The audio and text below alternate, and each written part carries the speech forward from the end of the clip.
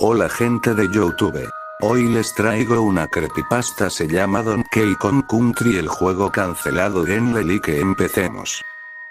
Una de las alianzas más memorables de la industria a la que pertenecen.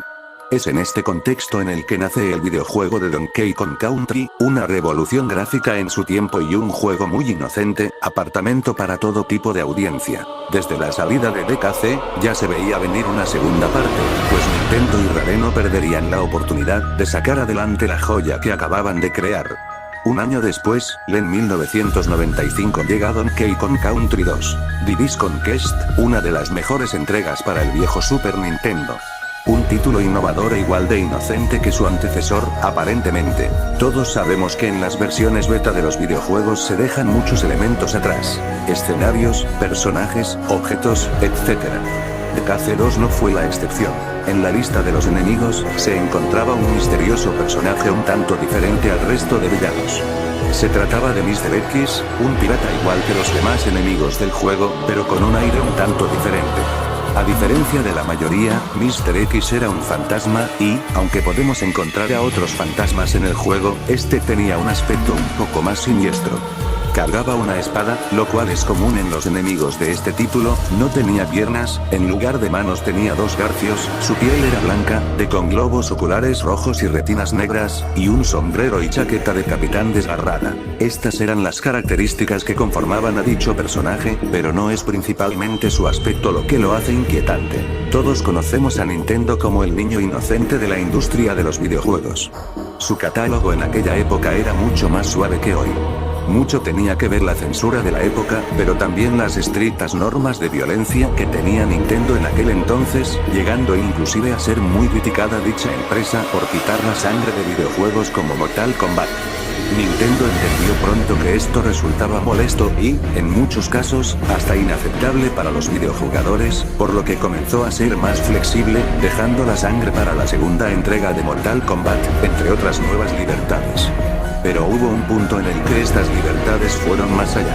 Nintendo quería romper con su estereotipo de videojuegos infantiles y decidió hacerlo con la segunda entrega de su simio, así que encargó a Rare un videojuego mucho más maduro, pero que siguiera siendo aceptable para los niños. Como se podrán dar cuenta, dicho encargo es una contradicción en sí mismo. Con esta confusa descripción, Rare se puso manos a la obra. Todos los que han jugado DKC2 recordarán a King K. Rool, conocido en esta segunda parte como Capitán K. Rool, el jefe final del juego, el líder de los Kremlings piratas y rey de la isla Kremlin. Sin embargo, originalmente no sería así. Originalmente, K. Rool no aparecería en el juego.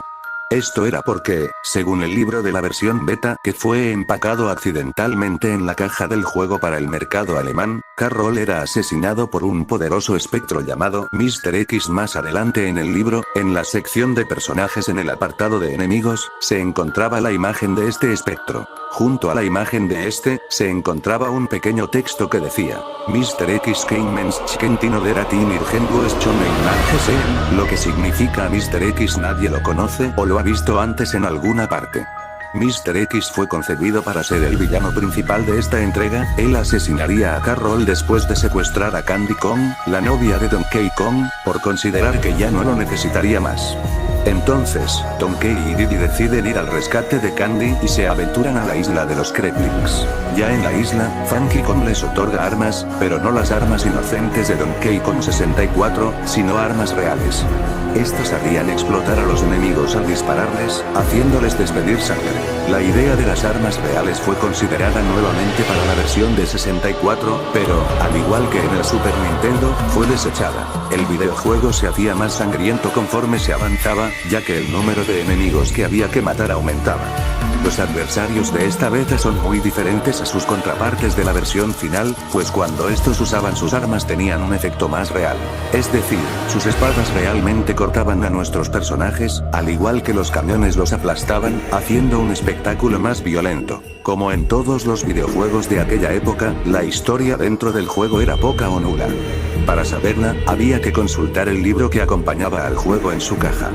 Este libro de la versión beta, que, como dije anteriormente, fue empacado por error en una caja de la versión final del juego para Alemania, revelaba la trama que hubiera tenido de haber sido finalizado.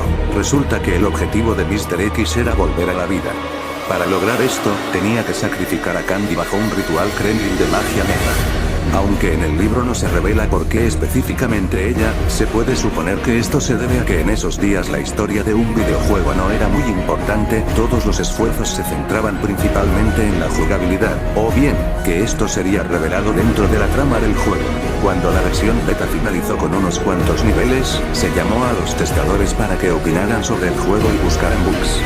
Ninguno se sintió interesado en finalizarlo, pues encontraban la violencia del juego muy cruda, además de bizarra por sus personajes caricaturescos, principalmente porque ya los habían conocido un año antes con una faceta más inocente. Nintendo y Rare finalmente decidieron desechar gran parte del material beta y regresar a la fórmula original, pero agregando las mejoras que ya conocemos de la versión final. Sin embargo, este intento fallido dejó un legado, pues Nintendo y Rare optaron por hacerlo una vez más, esta vez con personajes inéditos para evitar las antiguas reacciones, y fue así como nació el clásico Conquest Bad Fur Day.